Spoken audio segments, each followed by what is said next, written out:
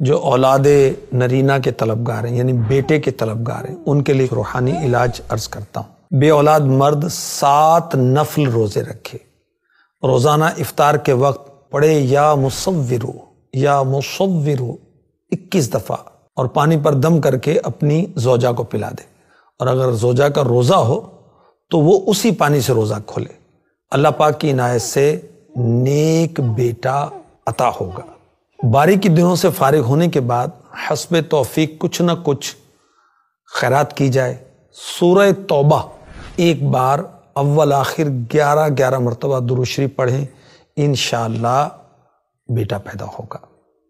عورت ہر نماز کے بعد ایک تسبیح پڑھے، یعنی 100 مرتبہ یہ قرآنی آیت پڑھے جو سورہ انبیاء میں ہے، رب لا تذرنی فردا وانت خیر الوارثین۔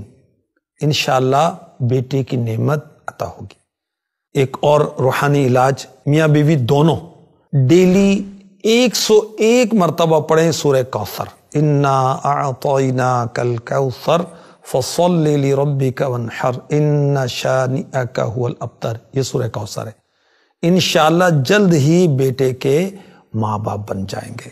40 روحانی علاج میں امیر اہل سنت نے لکھا ہے کہ یا باریء، باری اللہ پاک کا نام ہے، یا باریء 10 بار جو ہر جمعے کو پڑھ لیا کرے، انشاءاللہ عز و جل اس کو بیٹا عطا ہوگا۔